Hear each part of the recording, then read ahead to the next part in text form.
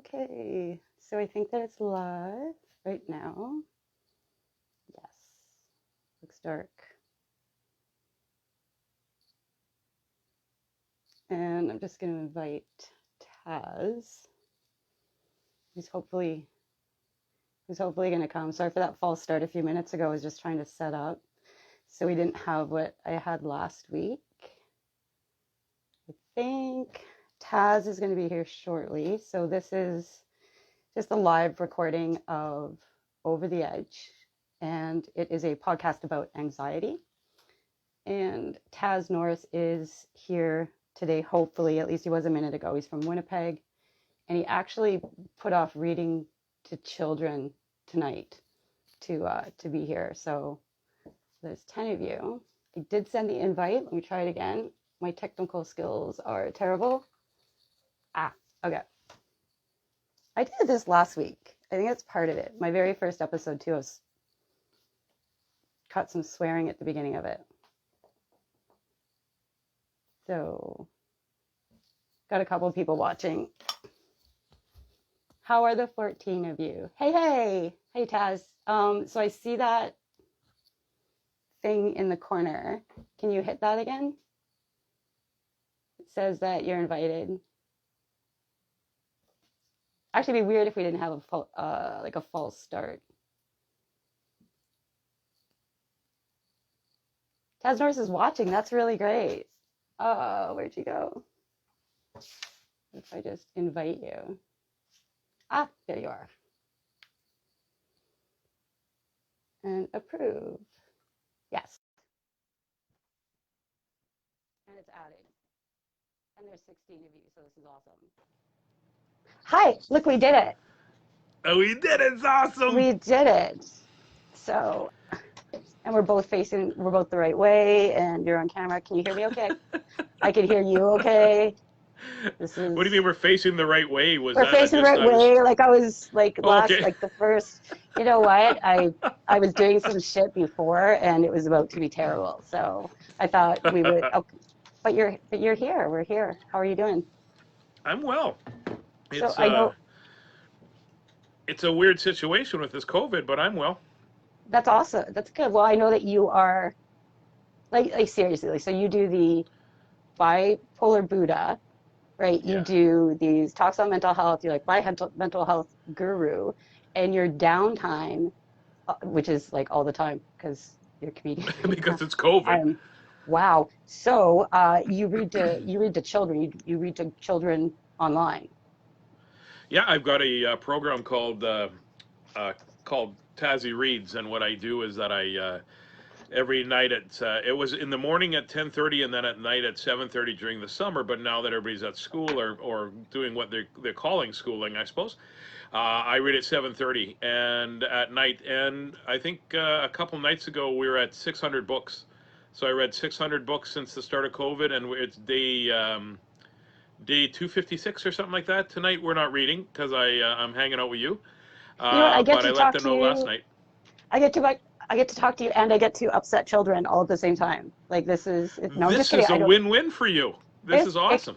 It is a little bit. And then Tazz as well, when he's not reading books to small children, he is saving babies from burning buildings. I don't know, I read that somewhere or I just made it up and I'm going to start that. So. Yeah, that's exactly what I do. On Thursday at 4:00, burning buildings, I go in. You burning buildings, you go in. That's it. 4:00. Can you come save some babies? I look around. What's going on here? There's no burning buildings. This is ridiculous. I guess I have to start one. That's right. Well, you are in, that reminds me, you're in Winnipeg. I am in Winnipeg, yeah. Sorry, I don't know. I'm always hearing about burning buildings there, and it's kind of on fire with the whole COVID. This coming from somebody that's from Thunder Bay, and you're hassling me where I live. So, are you getting the vaccine when it comes out? You know what? I don't know. We'll see. Whatever it takes to get the world back to normal and get me back on stage and get me out of this 8-month depression, that'd be lovely. That would be awesome. And you're in the middle of a depression. How do you handle It's been bad.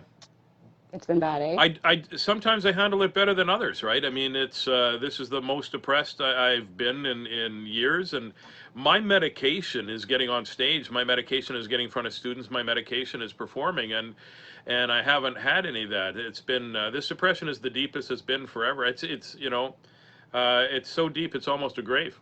To be honest with you, it's how low it's been, and I'm kind of the guy that people call a lot to talk about their own mental health struggles and stuff like that. So I was putting on a happy face and taking all the calls from the people and reading to the kids and you know having having the conversations to help others, and I forgot that I had to help myself. So I almost lost myself a couple of times here this summer. We ended up having to we ended up deciding that we're going to sell the house and my dream house and sell my collection of cars and move to a smaller place and whatever it took to feed the family instead of my ego now, right? I'm in the same boat as every other entertainer on the planet within a few weeks, 2 years worth of work gone, pretty much, right?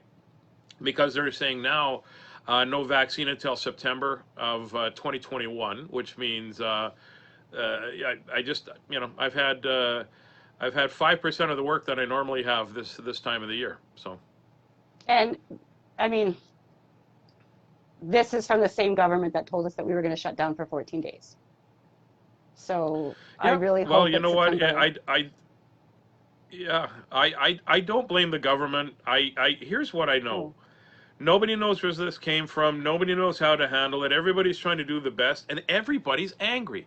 Everybody's angry. So what do? We get angry with each other instead of going, "Oh, okay. Well, none of us really know the answer. Well, it's a conspiracy. It's this, it's that." It doesn't matter whether or not it is. We had 11 deaths today alone. The other day we had a 10-year-old child die. Today was somebody in their 30s and somebody in their 20s was part of the 11. So you know what? I've got heart problems. So I've just been sort of staying home and doing what I can and growing this. Look at that. That's pretty nice. it's But remarkable. well, it's because I was lazy, and that's what happened. I just grew this, right? It's just, but I don't know. I don't have any of the answers. I know that people look to me for comedy. I know everything's closed down, and I know for a few months I was a big giant suck because I was forced to stop living the lifestyle I was living and actually, work at being me. So is what it is. I mean, I know that's kind of a crappy saying, but it's Mhm. and everybody's what's your political views? I just want everybody to be back to the way it was. So if Yes. that means you want me to wear a mask, then I'll wear a mask. If you you're a sheep. I don't whatever, right? Yeah. Sometimes I'd you have rather to be be a a sheep. sheep. Yeah. Yeah, I think sometimes you have to be a sheep for the common good of everybody. And there are countries out there that didn't shut down the way we have. Like right now in Winnipeg, I don't know what it's like in Thunder Bay, but in Winnipeg right now it's code red. So you're not allowed to have anybody over to your house. You're not allowed to have the stores are closed for only except for essentials, which is groceries. Costco just got a $5,000 fine for shutting or for selling something they shouldn't have. You have to wear a mask wherever you go, and they're thinking about extending the school break longer because our numbers were up at 500, up to almost 500 a day, and for infections, and the deaths were anywhere between 6 and I think 12 is the highest we got. I don't know. I try not to watch the news as much anymore because it's the same stuff, right? I mean, I do. Yeah, you're a sheep, and I'm like, yeah, whatever. I mean, perhaps I am, but I think I'll err on the side of caution. And I'm 53 years old with, and had 2 heart attacks, and the shape I'm in. I am not in good shape, right? Nobody is But ready to battle it. Like nobody wants to. And you have kids and people in their 20s and people in their 40s. Somebody just came on. They're from the UK, and I wish I caught the comment before it went all the way through. And they said that they're constantly behind the curve. Right, so yeah, there's the ones that stay on it and wear the mask and all the sheep, right? I'm finding yeah, that those ones are the ones that seem to have a higher, even also a survival rate, infection rate, all of that stuff. And then you look at, some place like the States where they're doing absolutely nothing and you can see what's happening. So, I mean, it's just that. And I mean, if the choice is, I'm going to wear a mask and maybe I wear a mask for nothing, that's fine. If the other yeah. consequence of being wrong is that I've hurt somebody.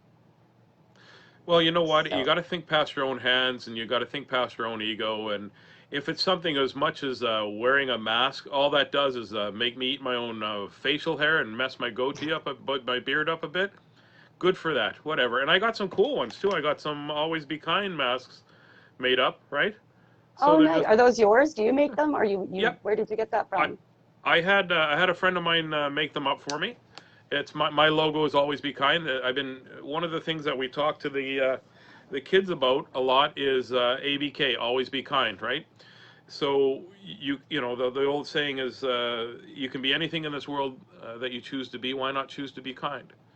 And I haven't always been kind, and you and I both have friends that haven't, and ex-friends that haven't always been kind, and sometimes people take kindness as a sign of a weakness or rolling over, but Hmm.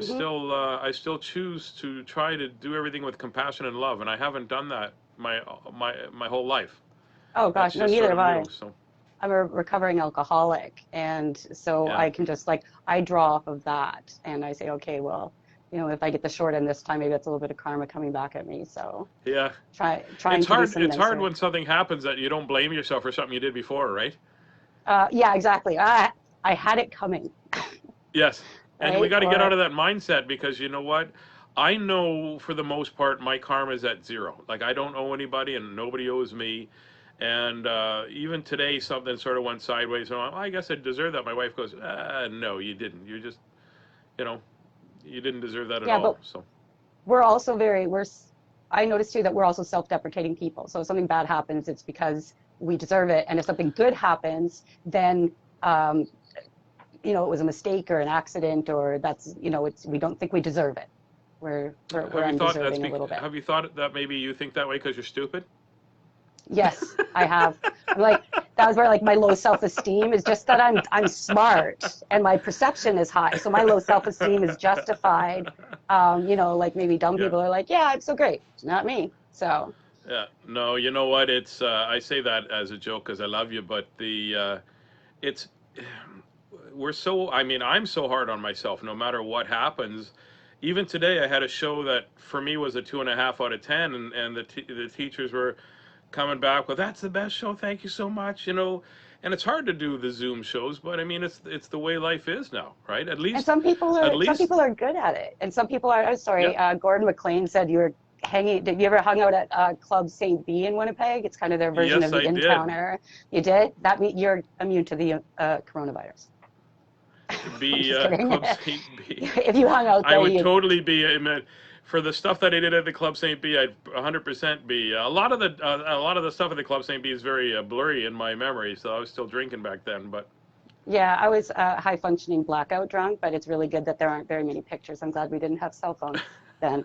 So yeah, I I didn't remember realize. doing a show at the Club St. B, and because my buddy owned the place, and he would put on shows so I could make some money, and then later on I'd bounce at the bar, so I'd be throwing out the same people that I made laugh earlier in the evening, right?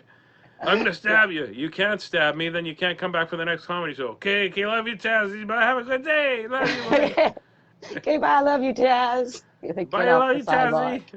Yeah. Man, I actually didn't know, we didn't, because we did a little prep work here, that you're actually going through the whole, watching comedians and watching everybody in entertainment kind of, they're, delivering for Skip the Dishes, and they're doing what they can do and picking up money and picking up jobs where they can. And Yeah, I'm helping my buddy renovate his house. I'm back buying and selling stuff, antiques and things like that, which I quite love, right? But right now everything's closed, so I can't go hunting and picking and stuff. You know, buying and selling, you know, car parts and things. Stuff I did when I was starting out as an amateur. But you know what? Like I said earlier in this conversation, it's about me feeding my family. It's not me about me feeding my ego. And some people just they don't get that. I'm not going to do a Zoom. That's beneath me. Oh, it's not beneath you if you put food on your table. And if you bring laughter to somebody, it doesn't really matter the platform that you do it, right? You don't really. It's you have to give of yourself. The rest will come. It can't always be my turn. Like I was very blessed for a lot of years there where, you know, I was making bank and I had my car collection and I had nice house, and I could work a month, I could work 1 gig or 2 gigs a month, and everything would be covered. And now I really got to scramble. So the universe it'll test you, and this is a big test for everybody, really.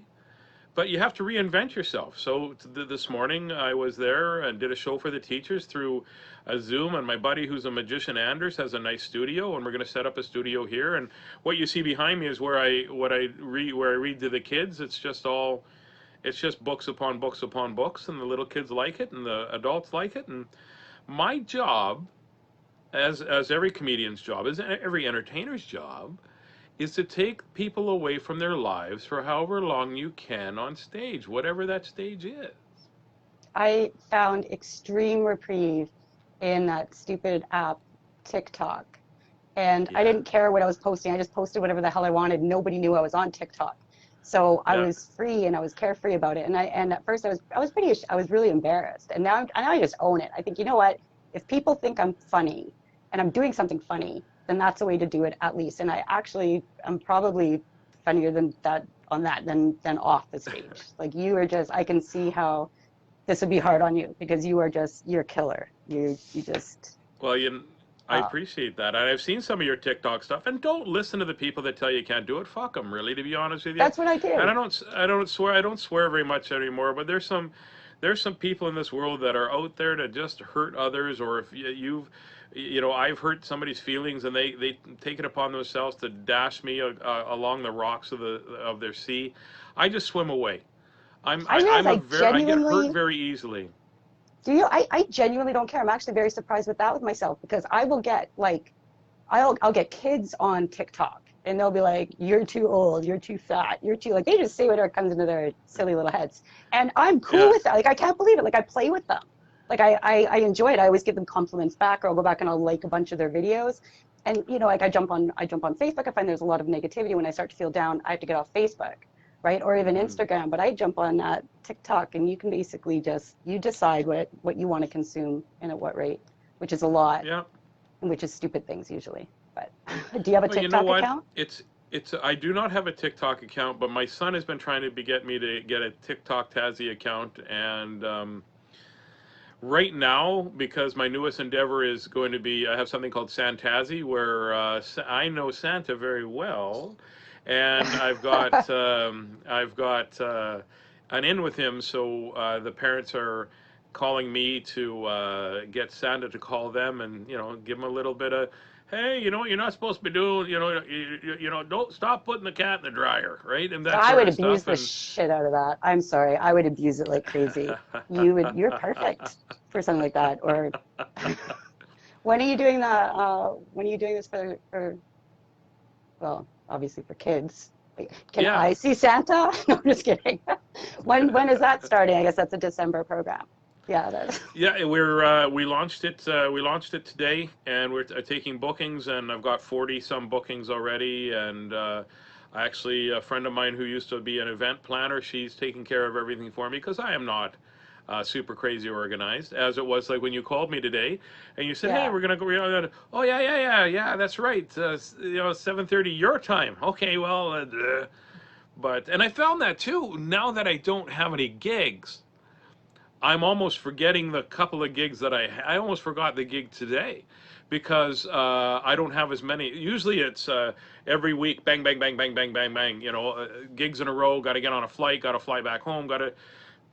I've been like letting the canoe just sort of go down the river, and I forget that I have to paddle sometimes. So almost, I'm even less organized now that I've got less to do. Right. You're talking to somebody that meant to do a demo and actually went live like 15 minutes I before we saw started. that, by the way. So, oh, good. There's three people here. None of them are Taz. And yeah, that was really, ooh, I'm But you good know at what? stuff. Sometimes the biggest mistakes turn out to be the most wonderful of interviews, or the most Oh, wonderful now you sound things that like my happen. dad. No, just kidding. Now you sound like family. Have you, have you, do you have any, or like um, personal, I guess, what would you say if somebody had come to you for advice? I'm trying to act like I've never done it in my hail of tears out last year.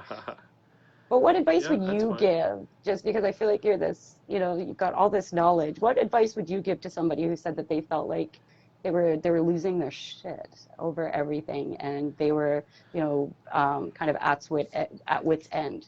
If somebody called you in a crisis, what kind of advice would you give to them? Well, I tell them it's okay to be losing your shit, right? It's okay just to own what's happening to you. Let yourself lose your shit a little bit.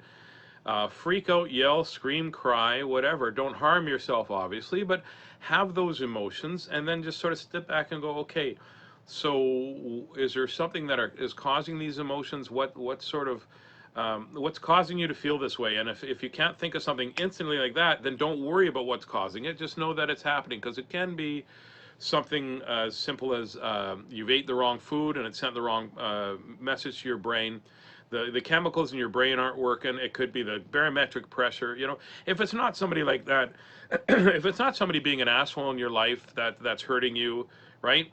That sort of a cause. If you know what the cause of your losing your shit is, then you can deal with that cause, right? But sometimes it's not. We can't find the cause, so we try to find the cause when it's just a chemical imbalance or something like that. I call it building a bridge. So case in point, I was trying to call my buddy. I was having a really, really shitty week, so I'm trying to call my buddy. He's not returning my call, so I'm thinking, oh, well, he's not returning my call because I've done something bad to piss him off. See, I built a bridge between two roads that should never intersect.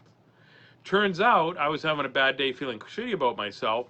He was off fishing and had his phone off for the 4 or 5 days that I wanted to talk to him. When he got back, he called me right away. Hey, Tassie, what's going on, man? And I just went, oh, I thought you were upset with me. And he goes, no, I was gone. So here's what happens sometimes. We've got the two roads and we build a bridge. And that's actually more damaging, right? Oh Because then yeah. we involve situations that never happen. We create situations in our head that never happen. We get angry at people that we shouldn't get angry at. Yeah.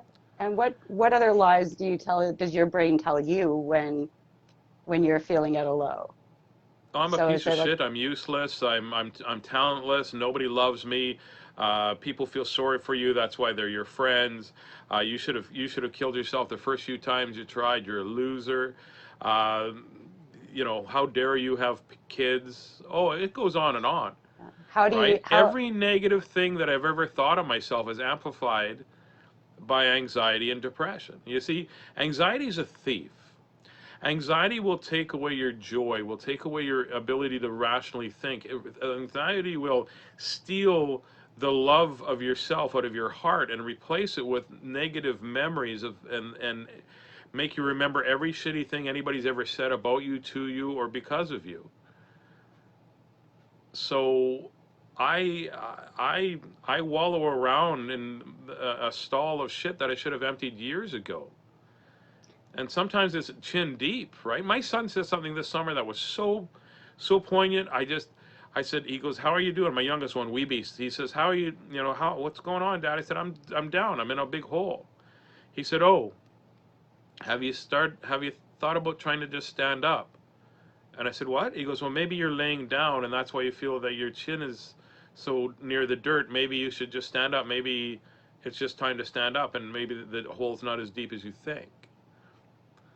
The kid just turned 13, and that's the advice he gave me well, he's your kid and because he's I'm very watching. open. Yeah, are you comfortable talking about a time maybe that you've been, I mean, like I said, I called it over the edge. I'd started this in October because I was feeling like Yeah, going over the edge and I was yeah, trying to bring myself back. And I'm yeah, just wondering, like, are you comfortable talking about a time that you, because obviously you came back, yeah. that it was really down, like what had happened and what sort of got you out of that? Are you asking what got me out of the depression or out of my Yeah, like suicide what attempt? actually your suicide attempts. If you, like I said, if you were comfortable talking about that, like when you Yeah, were, no, I what had brought you to that, like did you circle the drain for a while? I tend to start some ideas and then I start going down the drain, and if I don't catch myself, I'll sink. And then pulling yeah. myself up from the bottom is a hell of a lot harder than catching myself on that way down. And I like to think that I'm able Yeah. to recognize it now. I've been gotten a little bit, like in the last few years, I've been gotten when I swore that I would never be again. And I'm just curious how others have done that as well. Well, you know what? I know now, at this very moment, and probably every moment going forward, and I would never take my life. But there have been times this last 9 months, especially, that I'd be okay if I died. And there's a big difference. The difference is that I just felt like everything was just the same old, same old. And some people get upset with, well, what about your children? Well, when you're thinking about how crappy you are, right? You think that you're a burden on your kids and your family and things like that. So you think that the answer is to just to end it all and put everybody out of their misery. I told my son, I said, I'm feeling kind of, and I'm very open with my boys. I've been very open with my boys from the very beginning, and that's why their mental health is so easy for them to talk about.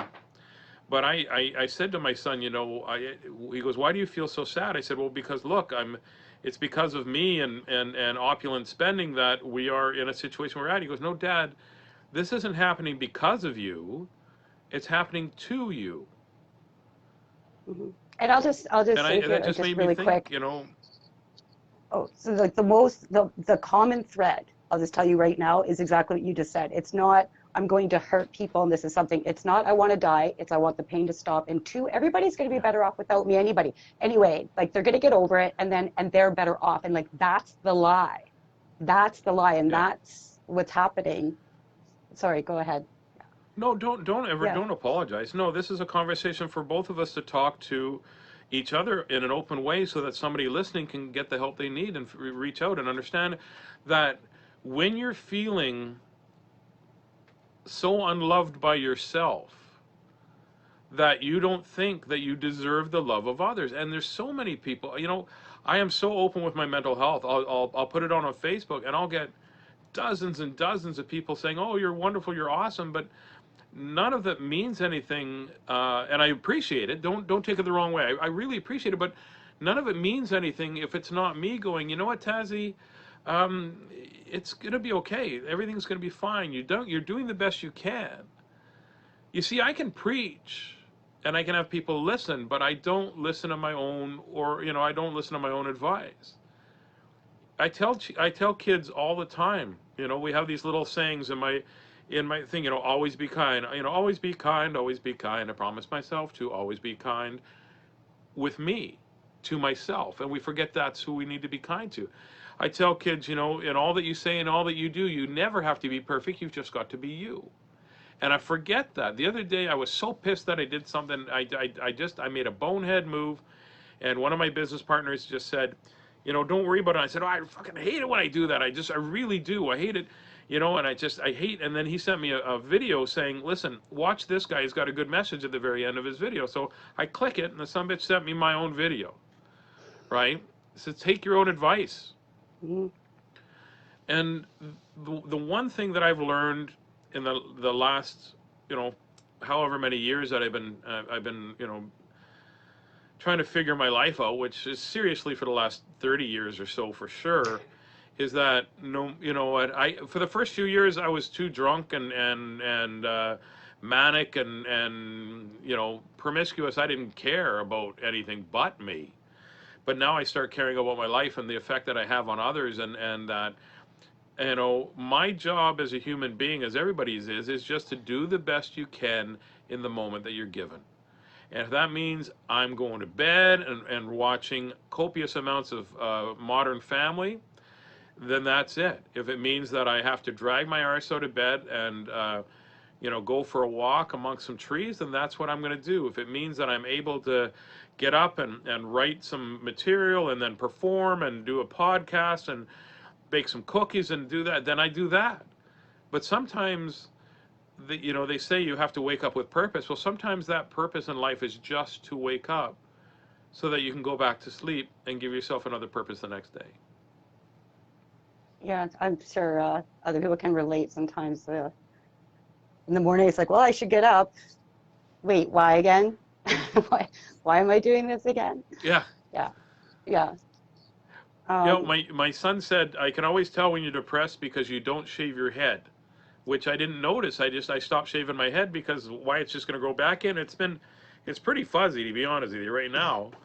And it's just normally I'm to the wood, right? But it's they say do things like get up and shower, make your bed, make yourself some breakfast, shave and things like that. These are things you can control. These are things that nobody else can, really interrupt. So it becomes part of your daily routine, and it becomes something that you should do, and it's something for yourself. I just started studying again, self-care. And one of the things it says in the self-care is get rid of the things in your life that are negative. People. I've blocked and gotten rid of a lot of negative people in my life, and then it goes down. It says a whole bunch of different things, but the one thing it says is to do something only for yourself each day, What did you do for whatever that is. yourself today? Hmm? What did you do just for yourself today? What did I do just for myself today? I decorated part of my upstairs little office as a Santa's workshop. And then I went out to my garage slash shop where I have a whole bunch of antique stuff, and I just sat around and remembered what it was like to play with these certain toys and listen to this certain music. I was just in my head for a little bit, and it was all good. Yeah. So you're able to stop and so what does your daily life look like now? Oh, it goes la, la, la, sort of like that. Yeah. It looks like that. Right now, oh, my ear thing's coming out here. First of all, I'm going to buy myself a pair of earbuds that fit.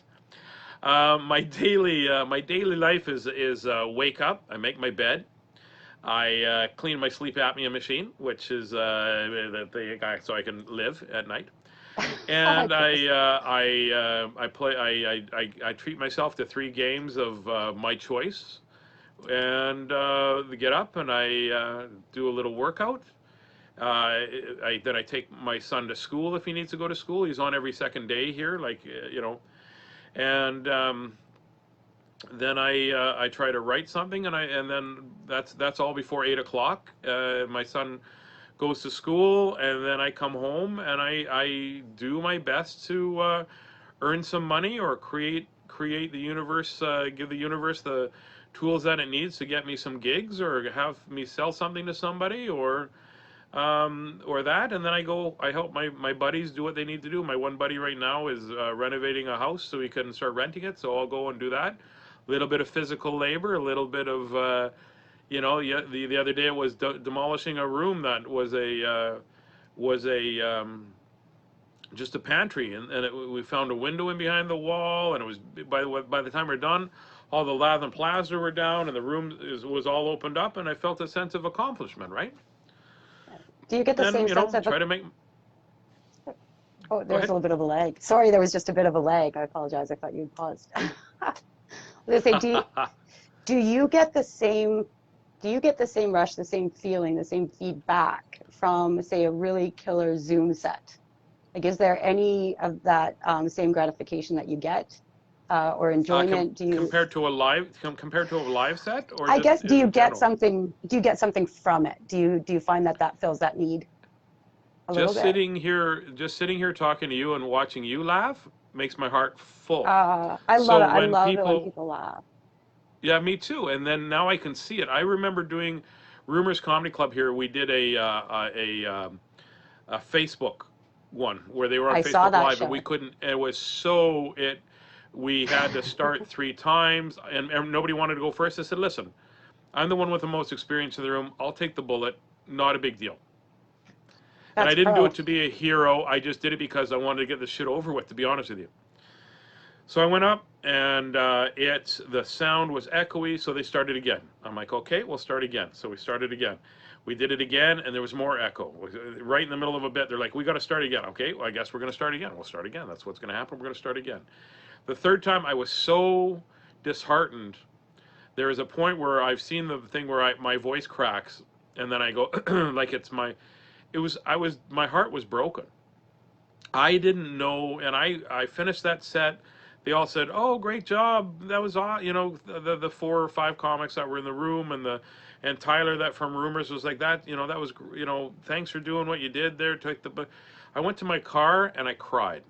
I broke down and I sobbed and I was like, "What the fuck is my life going to be like now? Why am I even doing this? Why do I put myself?" That was so everybody. It's just such a. And then all of a sudden, my phone started buzzing, and I'm getting emails and text messages saying it was hard to watch because the sound was bad, but we stuck to it. Thank you, every one of them. Thank you, thank you, thank you. We needed to laugh. We needed to laugh. We needed to laugh. It was hard. We could see it was hard. It was hard to watch because of the sound, but we watched anyway because we need to laugh. We need to laugh. We need to laugh. So it's not about me, right? Hmm. I've done a couple other ones like that too. It was hard and it's demoralizing compared to what we I were had no doing before. idea. I had no idea that that's your self-review of that show. That's how you felt about it. Oh, I You know, hated it so much. I I hated the fact that I couldn't hit it out of the park yeah, I because I I live for the adulation. I live for the laughter. I live for the standing ovations. I live to feel the laughter. But now, even today there was only 4 people out of the 60 that were watching that you could see, but I just concentrated on them smiles. yeah, And I and just concentrated on that. I was just talking to somebody the other day that would, thinks that like a green room at a comedy show is like the happiest place on earth. Like you Yes. guys must be laughing and carrying on, and it's like no, somebody will get up and do a killer set, and everybody's going crazy, and then they come back and they're giving themselves shit over the one joke that they didn't Yeah. nail. They think that their life is over, and they're done with comedy, and I'm a fraud, and blah blah. It's like no, you just like, can you hear those people? Can you like Yeah. what's a green room like? So you got 4 or 5 comedians in there. It's not. All of us beating the shit out of each other verbally because that's how we show love, Yes. right? Like Yes, that's when one I said way. to you earlier, "Oh, have you tried? Had you tried not being so stupid?" Well, it's because Yeah, that's how we show love. but We that try to make each other it laugh means that I way. love you. In fact, when people don't give me a hard time, I feel like one, either they don't know me well enough, or two, they don't like me. Yeah. Like as soon as a comedian starts ripping on me, I'm just like, no, but I love you too. I It's got a okay, I love great you. story about that. Last summer, somebody came and said to one of the other comedians, "I don't think Taz likes me because all he did is just verbally beat the shit out of me." You know, and he was teasing me, and he goes, "No, no, that's how we show love." And the other comedian goes, "Oh, I don't know how to feel because Taz has never said anything to me about it." Yeah, then you get And self-conscious I just about it. said, "No, Ron, yeah, sorry, are you getting a lag? I just find that you keep stopping. yeah, Sorry, I'm getting, I'm Ron. getting, I'm getting a bit of a lag there. I mean, that's okay. We'll just, if we start talking over each other, I'll just shut up." No, no, that's okay. I just noticed Ron Kanuski says it's frustrating delivering to black screens when they don't even show their faces. So, That's yeah, Ron. I asked them. Yeah, I asked them. Here's what I say. Okay, everybody turn on their cameras. It's and everybody turn on their microphones to 30% or in and around there, maybe 50, depending on how much background noise you have in there. And if you, the other night I was doing one where everybody was going great, and all of a sudden he goes, "I don't know where the goddamn keys are. They're not my fucking keys. I don't know where they are. I'm watching a fucking show." You let the But there was fucking so cat many, out. there were so many people on there that nobody really knew who it was until the one screen went, "Oh shit," and then went black. So we knew it was that guy, right? Just like it was Yeah. that fella, right? But I've got a great story too. My friend Anders, just who's a keynote speaker and a magician here in town. Very very good, very successful um, businessman as well. So he's doing this AGM for this CAPS, which is Canadian Association of Professional Speakers.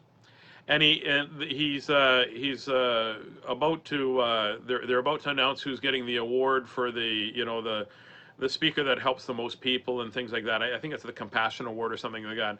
And his family comes in, his kids come into the room, and he's like, "Hey, I'm just doing, Daddy's on a Zoom meeting right now." And they go, "Yeah, we know." And he's like, and he goes, "I was just about to give him heck and tell him to get out, and then I realized they're holding the award for that he got from the people that he was talking to. They had dropped it off at his house earlier, so he was about to say, you know what? He was about to say, I can't have this right now. Stop, And he was getting the award for the for that.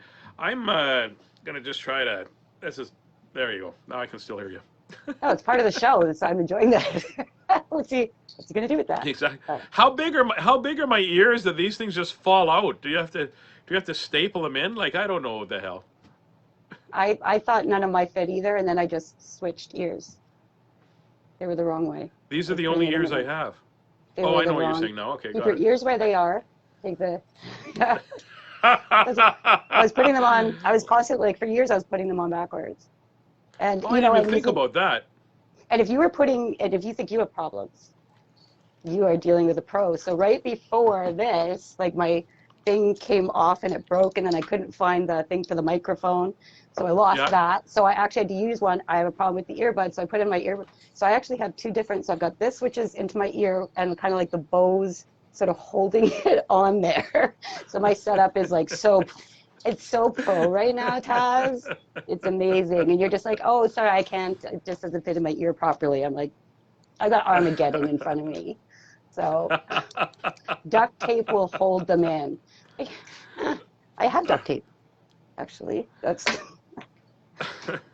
anyway. Sorry, I just kind of went off there. So you have. It's awesome. I'm just happy Ron's here. Ron started his TikTok yesterday. Ron Knudski, TikTok account. Yeah. He's in Uh-oh. the he's in the back of a. He got the cops involved. He is in the back of a. I don't know, like not a car, but a thing with the holes at the back of it, and the lights are on, and there's a cop yelling, and he's in there talking about somebody call my mom, and it is hilarious. So I bet he's probably gonna do really well. I can see you doing it. It's right Can up your you alley. can you send me that link so I can see that? That'd be awesome. I I will actually. You know what? I'll download it and I'll send it to you. Just Okay. privately, I'll send it, and then because he posted it as a TikTok through TikTok, and if you do that and somebody doesn't have the app, they're not going to see it. So he's probably like, "Why am I not getting any Well, I views?" think Tell I've people to got go I there. think I've got the I think I've got TikTok. Do I have TikTok? No? No? Okay. My wee beast is here. He just popped in. How Oh, do I get okay. these to stay in my ear, buddy? You put them in properly? What do you mean put them in properly? Hey, why don't you go away now? I like her. Oh no, you try doing it right. That's my son actually. Have Oh, you tried doing it in sorry. right? Yeah, That's okay. That's okay. okay. Rip him a little bit. She Is he just the said I 13-year like old? I like her, and I'm like, no, that's my son. Oh, I'm What so you need? sorry. I'm just Okay. kidding.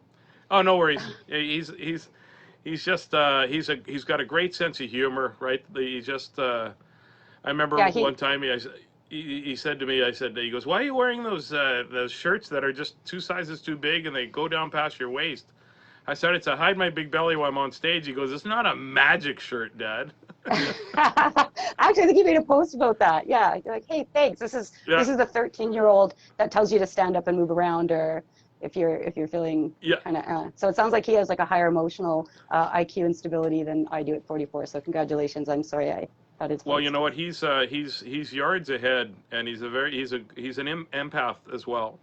Oh And wow. so when he's the guy that all his friends go to talk to and things like that. It's been hard for him in school too because his hey, Because he's can I talk about absorbing this or what? things. Yeah, go ahead. Yeah, Yeah. he said I can talk about it. So Well, he's an um, empath, so he absorbs everything. He must be having a he really hard. absorbs things too, but now that he's going every second day, so we have something called cohorts here. I'm sure they do all over Canada, where it's you stick around the same group of people that you have, so his cohort includes none of his friends right now.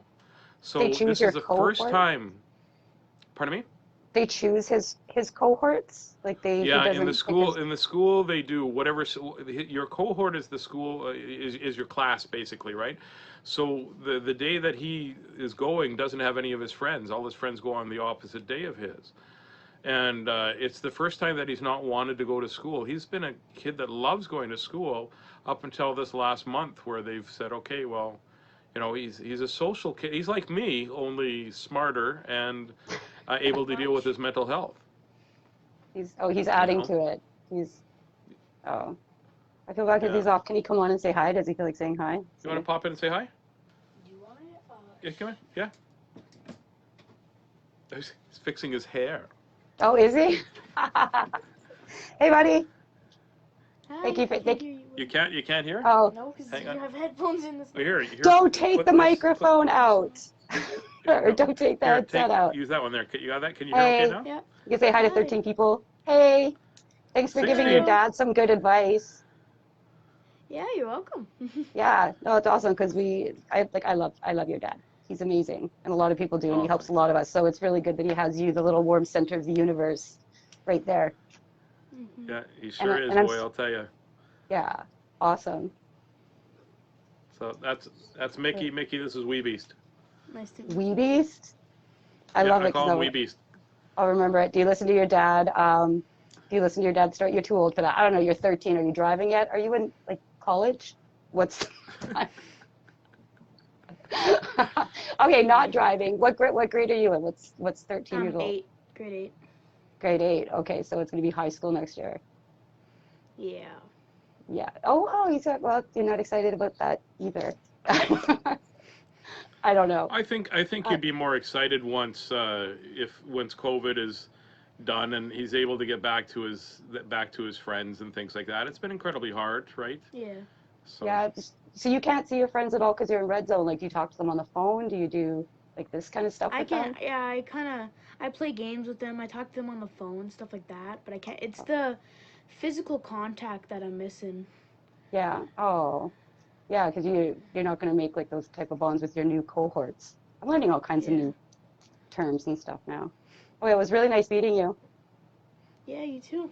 Yeah. See you later. Thanks. Bye. Bye. okay, sit there, Mister.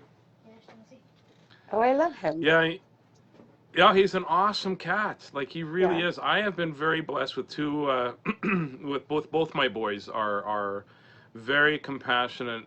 Um, both of them have ADHD, and both of them are very big empaths, and I'm very very blessed. Right? Um, yeah, I'm super blessed. Oh, look at you. When you talk about you turned into somebody else there for a minute when he was there. You know that, eh? You No, I softened a didn't know. whole you softened a whole bunch. And when you talk to him, your whole demeanor just changed. I mean, there Well, was nothing wrong with you that's me being a before. daddy, right?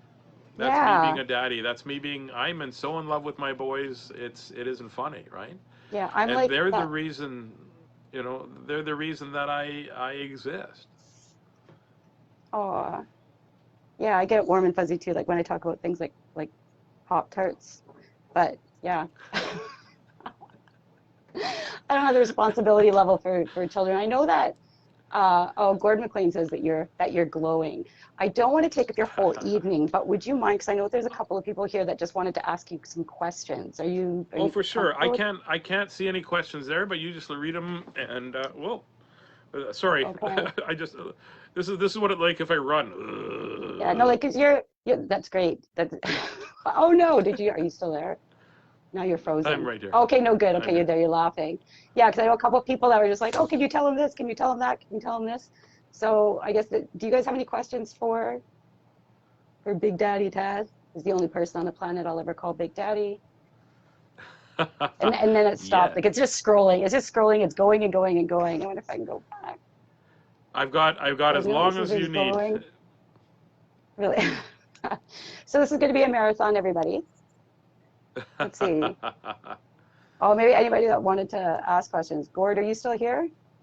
He specifically had messaged me. And oh, whatever. You guys had your opportunity. We got Tazz Norris.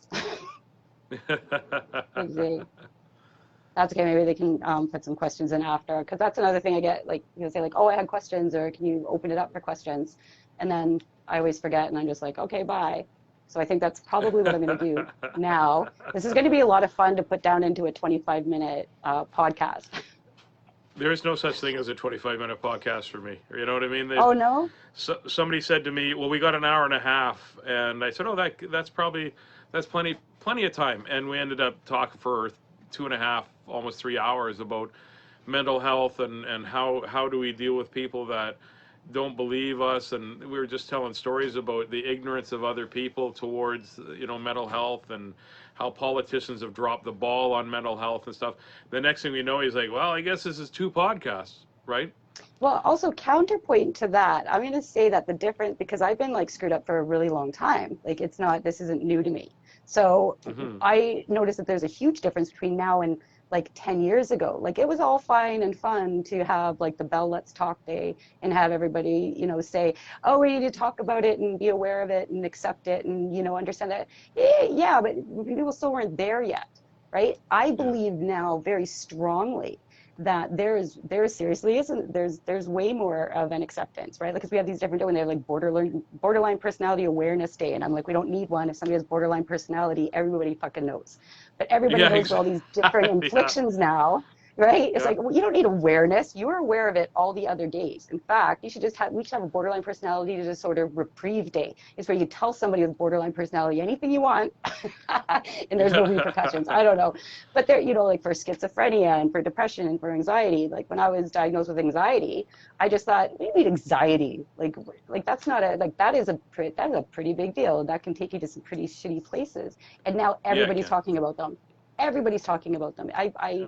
can talk about my stuff like freely, openly. I never thought that I would have said some of the things that I've said like on live broadcasts as I have in the last few episodes. Like, Yeah.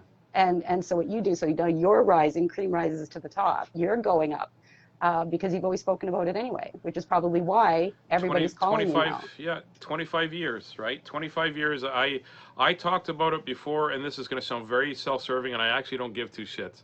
I Good. talked about it before it was cool to talk about it. It used to be comedy show with Big Daddy Tazz, and then in tiny little letters, mental health fundraiser.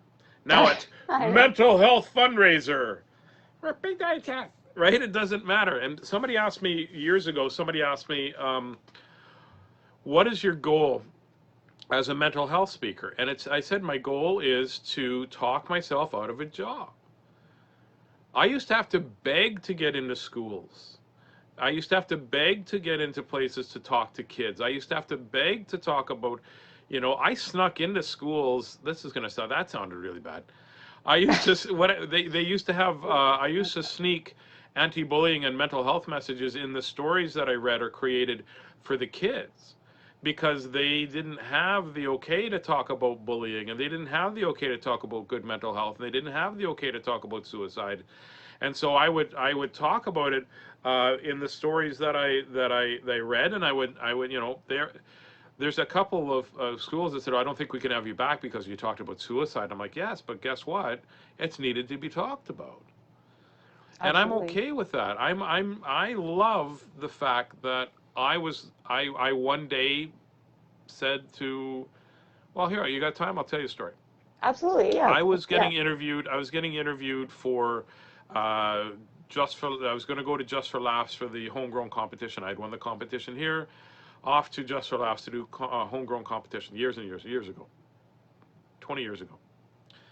And I kept putting off meeting this guy. Gordon Sinclair Jr. was his name, and he's a reporter was a reporter for the Free Press here. And he would put it off, and I would put it off. Finally, he said, "Listen, we have to meet tonight, or today or tomorrow. Otherwise, I'm going to miss the deadline, and I'm not going to write about you. And I could really use the press." So we, you know, my narcissistic self said, "Well, go get interviewed, right?" So I go and get interviewed, and we're sitting at, ironically, the Club St. B at the restaurant at the Club St. B that somebody had mentioned there, and we're talking away, and he said, "Well, I'm sorry that you haven't been feeling well." I said, "Well, full disclosure, I just couldn't get out of bed. I'm so depressed and I'm suicidal." And he said, "Yeah, yeah, me too." I said, "What?" And he goes, "Me too." And then we started talking about mental health. And so instead of a 15-minute interview, this was a couple hours. A breakfast, and I think I ordered a breakfast and a lunch while we were there, because we talked for such a long time. And then he wrote this article called "So a Comedian Walks into a Psych Ward," and he said, "Can I publish this?" And he read it to me, and I was like, "Fuck no! Like, what are you, nuts? No, no, no!" But the night before, my son had said to me, my oldest boy Joshy, he had said to me, Dad, do you ever just feel like not being here? I said, do you mean here like at my place or not here at Mom's place or what? He goes, just alive. Do you ever feel like not being alive?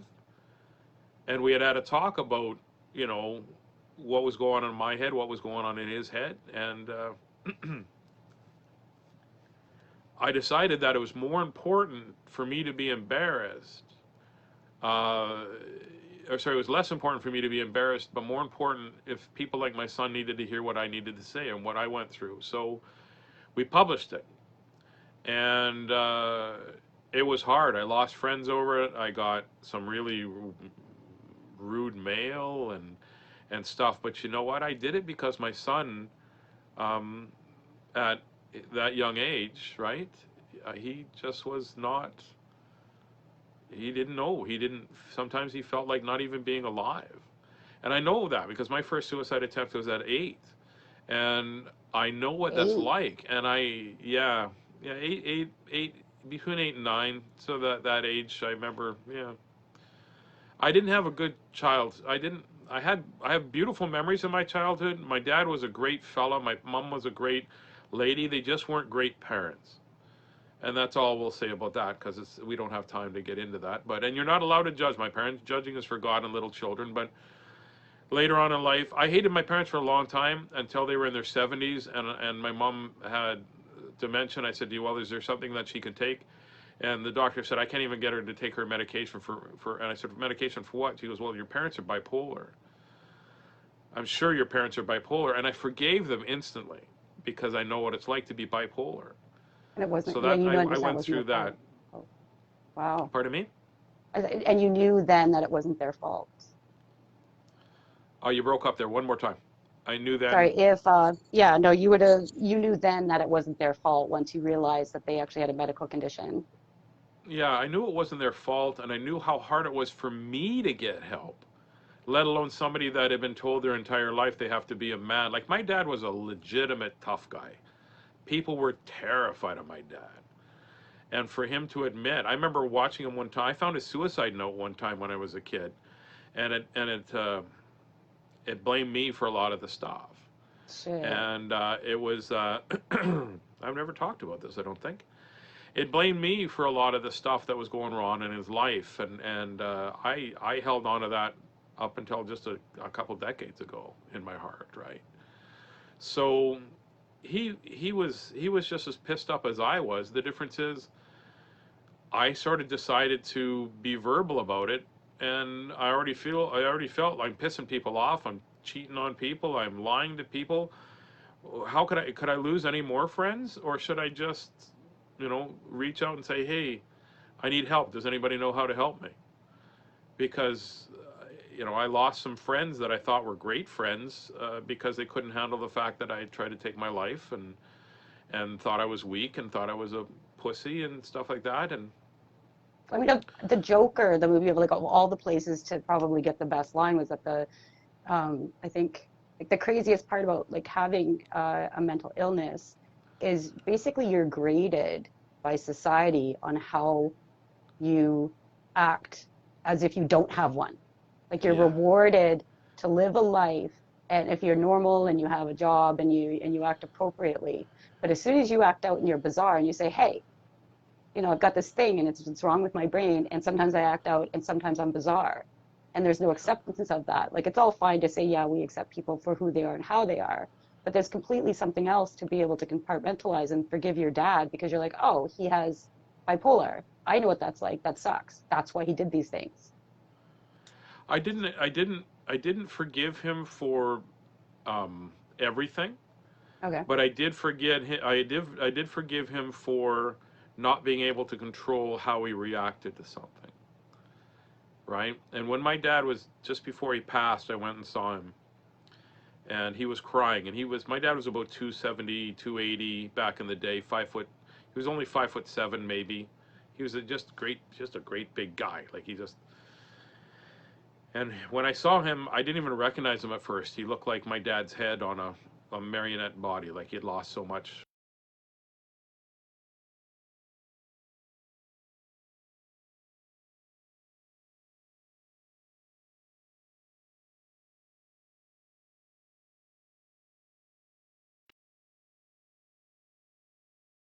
threw me for a loop. He says, So sorry. I've been a terrible father, and everything in me wanted to go. You're fucking right. Roll the video. Here you go.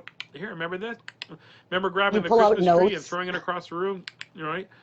Christmas is over. Um, but I said, no. You know what? I think you did the best job that you could with the tools that you had.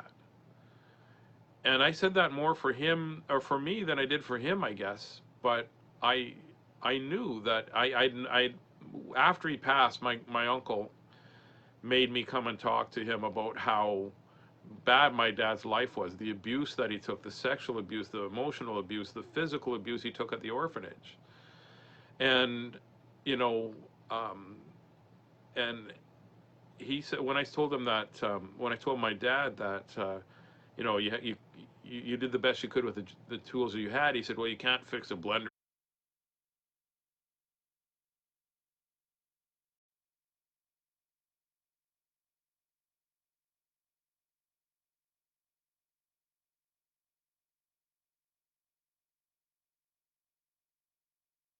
with a hammer and a, you know, brick. And I went, no, you can't. Mm-hmm. So he knew, right? Now, fast forward years later, after my dad died, I went and did a show in a little town called Indian Head, Saskatchewan, where my dad was at the orphanage. And an older gentleman, probably close to 80, if not over 80, came and said, he goes, you look familiar. He says, what's your real name? I said, it's Norris is my real last name. He goes, is your father Bill William Ernest? And I said, yeah. And he looked at me and he burst into tears. And he goes, your dad saved my life. He saved all of us. And I said, what are you talking about? And he said, he told that these guys that were at this Orange Home farm. I'm sorry, it was called the Orange Home Farm, which was a in the 30s and such was a place where, you know, a boys' home basically for orphans, and the abuse was rampant. And then when the guys would come and go after the young kids, my dad would fight them and take the beating and take the heat. And so I asked my uncle if that's true. He goes, yeah, that's true. I said, well, why didn't Dad, say anything? I mean, our relationship would have been way better had we all sort of been open about it, been open about his abuse. He goes, no, he says, because he was so embarrassed. He was so angry about it, you know. And we talked about it.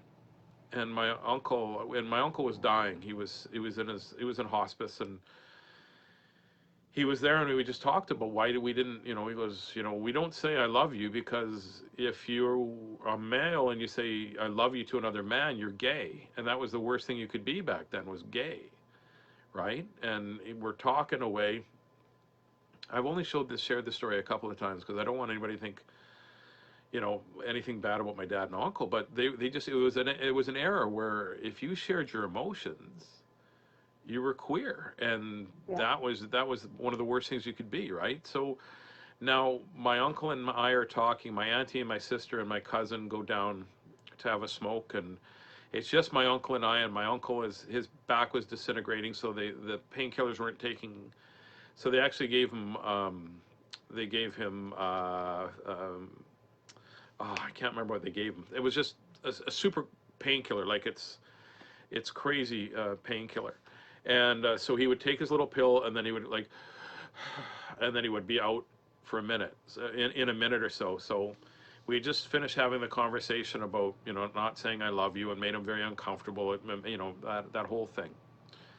So he falls asleep, and I put my arms around him, and I thank him for being the dad that I didn't have when my dad wasn't there. He was my dad's best friend, but he was more of a dad, and he, you know, and I said, I still feel his Oh, you're gonna make me cry. fentanyl. I still feel his fentanyl. That's what they gave him, so it knocked him out right away. I still feel his brush cut on my cheek, and I'm holding him like that, and I'm crying, and I'm thank you so much. I love you so much, and I love you.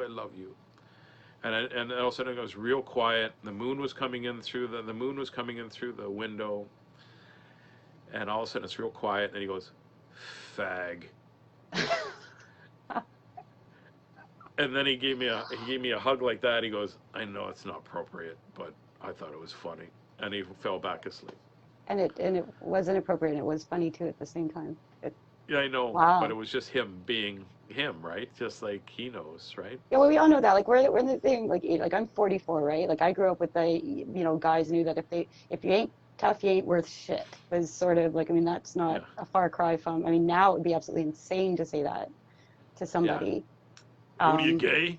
Remember that? yeah. That was What do the you people guys? that was a big insult. What are you gay? This is so gay, right? Hmm. And I had gay friends growing up who couldn't come out of the closet. My best friend, growing up, he later on came out and said, well, I'm gay, and I'm like, no, we're not super surprised, nor am I judging you for it, right? Yeah. But it's a different day and age, and I want mental health to get to the place where the world is evolving so quickly. There's still people that hate homosexuality, and there's still church groups that hate transgender, and there's still people that, but you know what? For the most part, a lot of the good-hearted people embrace everybody, and that's where I want mental health to be too, where oh, I'm bipolar. Well, okay, well, what does that like? What's that mean? Like, what is it? What's the I what do you mean you've got anxiety? You don't get judged, right? Because remember, and this is an old saying, but remember that depression isn't a flaw in my character, right? It's a flaw in my chemicals. It's not. It's just what it is. Hmm. I have great hope for the world. I have great hope for my boys' world, because you know what? They're not growing up like we did with the. I mean, there's still overt racism and homophobia and transphobia, but you know what? There's still a lot more good, and at least we're talking about it and trying to make a change. Could you imagine going through this pandemic and having your kids grow up now if we hadn't made those advancements in Yeah, understanding with men being able to hug and say I love you? And yeah. could you imagine? It would be, Well, you know what? I'm very curious to see what the studies they do on the mental health during pandemic. The only silver lining about this pandemic is that more people are going to understand more about mental health because they're going through it themselves. Their partners are going through it. Their children, their father, their siblings, they're all going through it. And it's perhaps they'll get to the right statistics where they say 1 in 5 people are affected by mental health. Well, that's only 1 in 5 people that are willing to talk about it. and those are the people, and we're understanding as if it were mental health, we're just affecting the person that it was affecting. I'm going to say mental health affects 100% of the people. Everybody's affected. Yeah. Everybody's affected, right? Well, in I my can, world, they are for in your sure, world, right? and You know, in my world too. And if they aren't when they meet me, they certainly are at least a few hours later. yeah, Obviously, I'm not all you know, bad all the time, but uh, yeah. Anyway, yeah. what I'll do is So I'll I'm wrap it sorry up now. I hijacked Oh, your show and I did most of the talking and no, this is actually going to be about 4 episodes. I'm going to do a series. This is going to be the entire, like, it's going to be like all season two. season all, season two, all of season of it's the just going to be. Tasman. Oh, thank you so much for being here. And thank you for everything you said. Like, I almost got like teary there and stuff with your uncle. That's crazy. And I know that I talked to you about my stuff, but I'm just selfish. I actually didn't know like so much of that. But And that's not being selfish. When somebody wants to help, it's because well, I like helping because it makes me feel useful.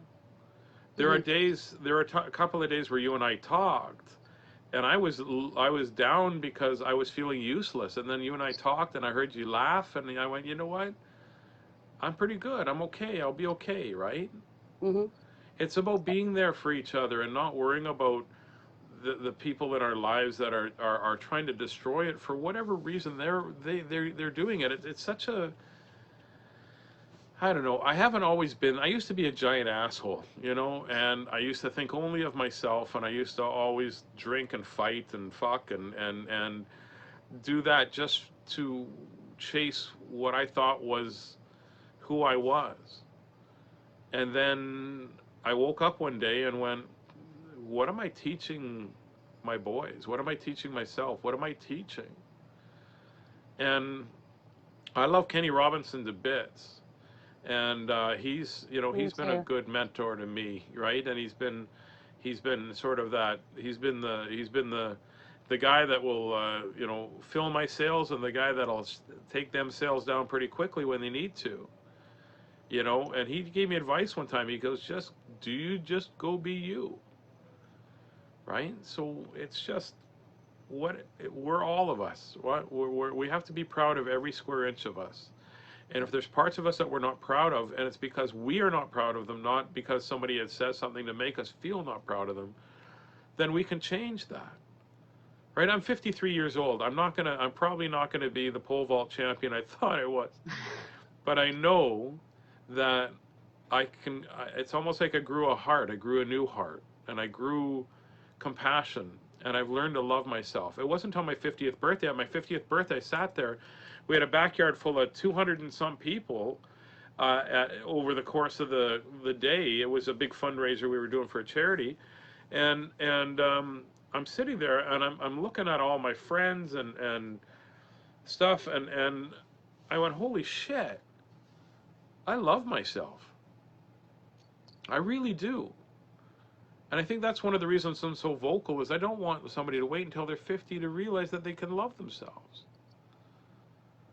You see, we start out as children loving ourselves and having a voice and understanding that if that person is mean to us, we don't play with that person. And you know what? If that person is being rude, that we just go home. We take our toys and we go home. And we don't care two shits about that person. Then something happens when we become more self-aware that people are being rude to us. We think, oh, it's because we've done something wrong.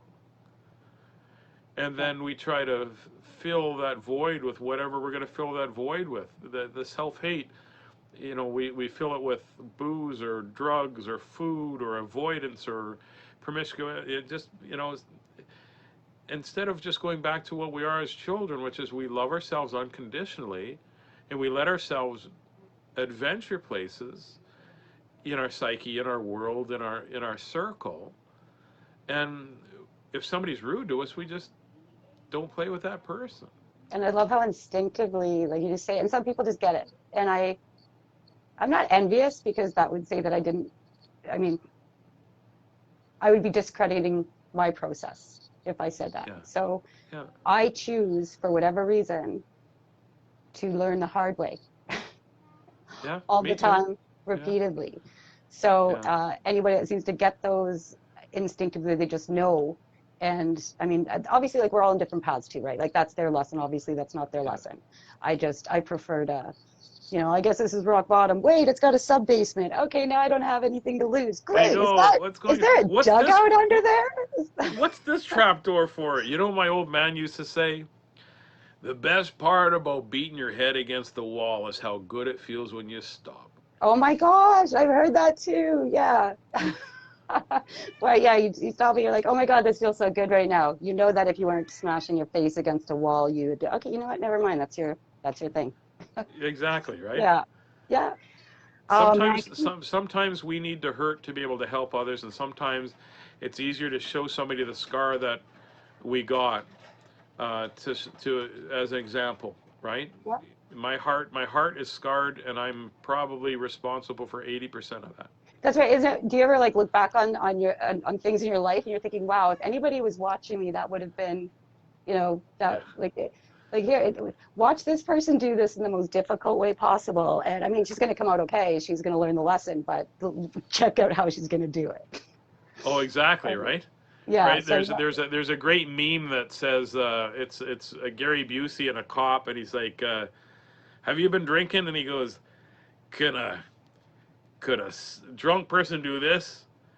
And he goes, "You just farted and sneezed," and then he goes, "Yeah, it was supposed to be a backflip. Sorry," right? I've shared that meme. I absolutely love that one.